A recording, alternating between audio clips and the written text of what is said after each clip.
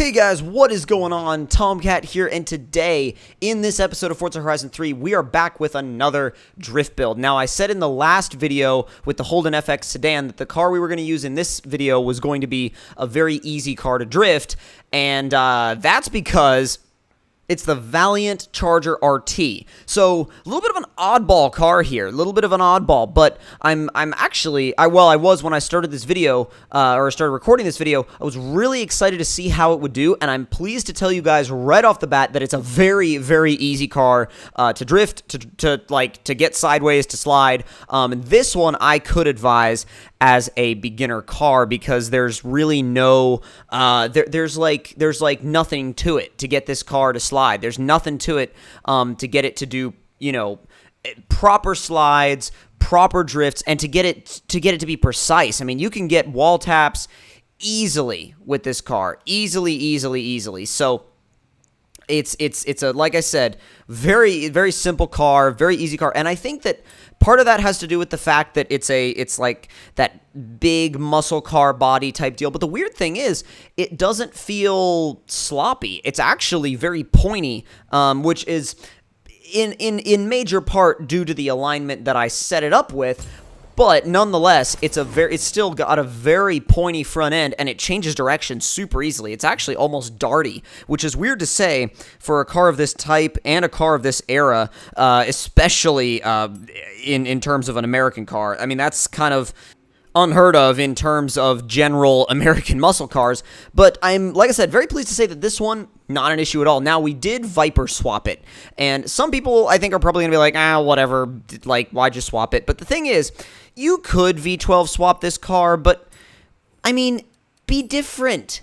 Be different, you know? Try out different things. The V12 swap isn't always, like, the way to go. I mean, like, okay, if you want the absolute most power, then maybe, but if you want to do anything other than get the maximum possible power, then maybe look at something other than the V12 swap. I mean, and the Viper swap, we didn't have to do the Viper swap, but I wanted to. I wanted to because it stayed true to the roots of the company, and it stayed true to the roots of the car. I mean, we have an engine from effectively the same family as the car was originally, and I'm perfectly fine with doing engine swaps within a certain manufacturer. You know what I'm saying? If it's within the manufacturer, swap your engine. Just fine, you know?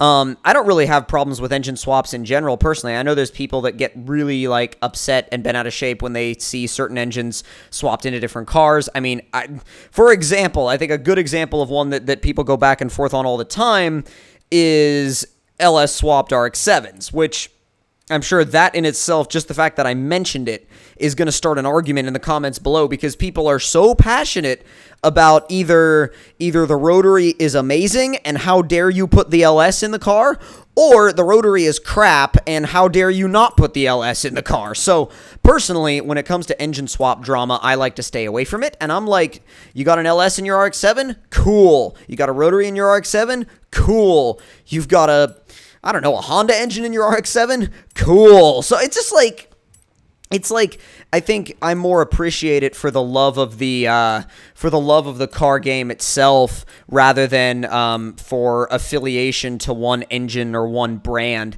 Just because I feel like it's more fun that way when you're open to the creativity of the automotive world. But getting back to my original topic, I also decided to go with, on this car, I went with a rust style wrap that kind of basically like preserved rust, if you want to call it that.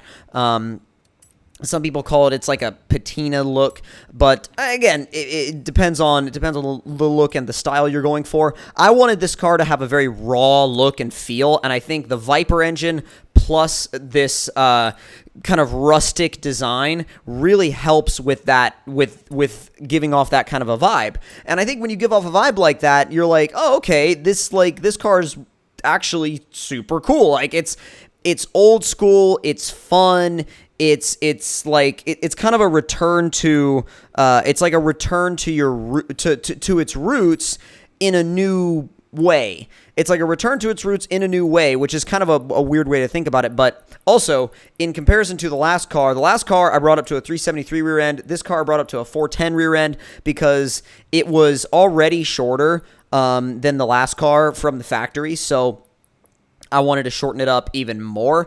You can see that we used a similar setup here, but not quite the same. I like to have a general idea of what I'm doing in terms of blind tunes and blind setups, but I think also the appeal of doing blind tunes to me is like if you do a blind tune and you end up with a really good tune at the end of the day, like, and the car feels great, then sometimes you don't even have to change it. Me, I'll still go back and alter it a little bit, but, like, a blind tune is also really a nice challenge to see if, like, okay, can I just go in and do this one time, blind, without ever driving the car before, and see how it comes out? And if it comes out really well, then that's, like, the best. You know what I mean? That's the best thing ever if it comes out really, really well. So, setting off in this car for the first time, first of all, revving it up and hearing the turbos was like, whoo, like hearing that sound come out of this car was pretty freaking awesome.